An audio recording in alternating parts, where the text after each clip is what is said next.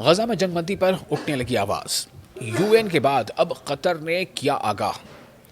امریکہ سمیت تمام ثالث ملکوں کی بڑی پریشانی۔ قطر کے وزیر اعظم اور وزیر خارجہ شیخ محمد بن عبد الرحمن بن جاسم الثانی نے کہا ہے کہ غزہ میں سیز فائر معاہدے کی قابض اسرائیل کی جانب سے مسلسل خلاف ورزیاں ثالثوں یعنی جو میڈیٹر کنٹریز ہیں انہیں شرمندہ کر رہی ہیں اور مشکل صورتحال سے دوچار کر رہی ہیں، اور جنگ بندی کو مستحکم بنانے کی کوششوں کو سنگین خطرات لاحق ہو چکے ہیں۔ دوستو، میں ہوں آپ کا میزبان وصال اور آپ دیکھ رہے ہیں نیوز 18 کا سوشل میڈیا پلیٹ فارم، اور ہم جیسا کہ لگاتار غزہ اور اسرائیل کے بیچ جو تنازع ہے یا پھر اس کے بعد جو جنگ کے حالات تھے، اور اب جب کہ سیز فائر یعنی جنگ بندی نافذ ہے، لیکن اس کے باوجود غزہ کے لوگوں کے ساتھ کیا کچھ ہو رہا ہے اور کیسے سیز فائر کی لگاتار خلاف ورزیاں ہو رہی ہیں، اس کے الزامات لگ رہے ہیں اسرائیل پر، اس بارے میں لگاتار آپ کو ہم رپورٹس دے رہے ہیں۔ اور اب یہ خبر کافی اہم ہے جو اس وقت آپ اس ویڈیو میں دیکھ رہے ہیں، وہ یہ کہ لگاتار کیے جا رہے خلاف ورزی پر، یعنی کہ سیز فائر تو لاگو ہے لیکن اسرائیل کی جانب سے لگاتار اس کی خلاف ورزی کی جا رہی ہے، اس پر اب قطر کے وزیر اعظم نے بھی آواز بلند کی ہے، یعنی اس کے خلاف آواز اٹھائی ہے۔ قطری عہدیدار نے یا قطر کے وزیر اعظم نے صحافتی بیانات میں وضاحت کی ہے کہ دوحہ نے بارہا غزہ میں قابض اسرائیل کی جانب سے جاری بمباری اور ٹارگٹ کلنگ کے معاملات اٹھائے ہیں اور ان کے نتائج سے خبردار کیا ہے، کیونکہ یہ اقدامات حالات کے استحکام کے لیے نہایت خطرناک ہے۔ قطر کا کہنا ہے کہ قطر بار بار اپنی جو ذمہ داری ہے اور اپنے اصولوں کے پابند رہتے ہوئے اس ذمہ داری کا احساس نہ صرف یہ کہ خود کر رہا ہے بلکہ یہ دنیا کو باور بھی کرا رہا ہے۔ اور آپ کو تو پتہ ہوگا کہ سیز فائر آخر لاگو ہے تو اس کے باوجود یہ چیزیں کیوں ہو رہی ہیں۔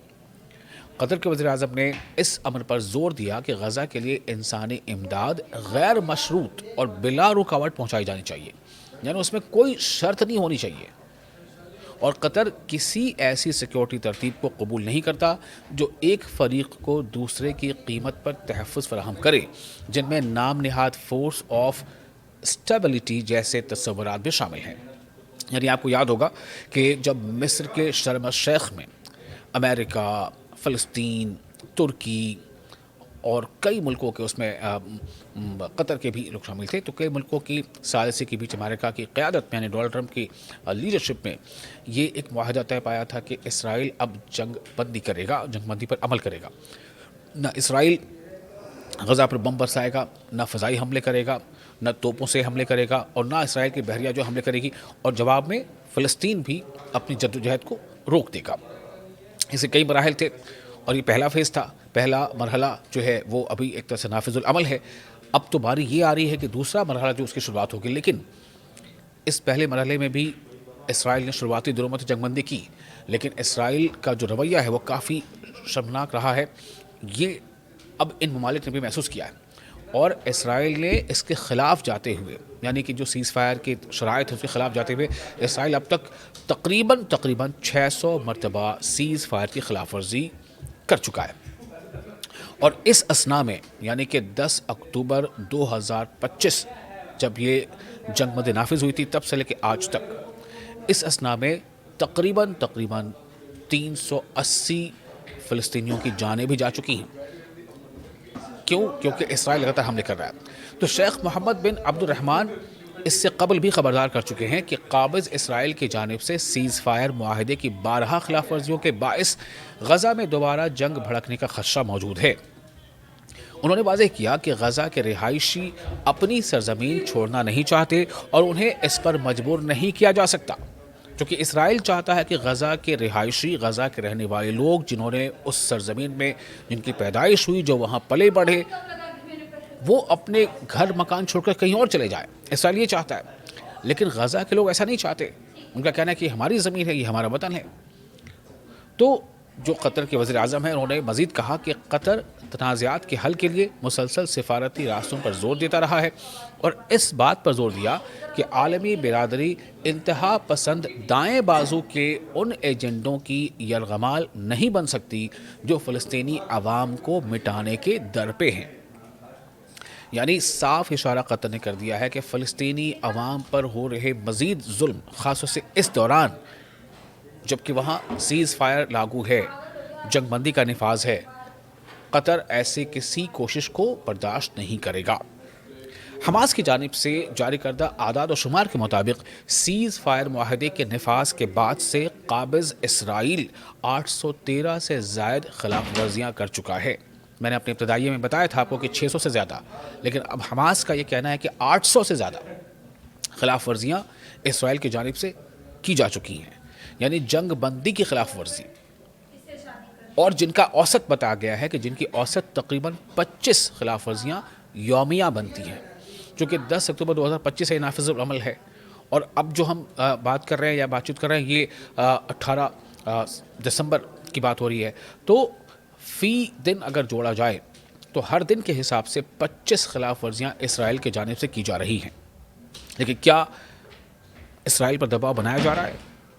کیا وہ امریکہ، کیا ڈونلڈ ٹرمپ اسرائیل پر اس طرح کا دباؤ بنا رہے ہیں کہ وہ سیز فائر کی خلاف ورزیاں نہ کرے؟ آپ کو یاد ہوگا کہ ایسے ہی خلاف ورزی والے حملے میں حماس کے ایک مقبول لیڈر جن کا نام رائد سعد تھا، ان کی بھی ہلاکت ہو گئی، اور اس کی وجہ خلاف ورزی کرتے ہوئے، جنگ بندی خلاف ورزی کرتے ہوئے اسرائیل کے غزہ پر حملے ہیں۔ حالانکہ اس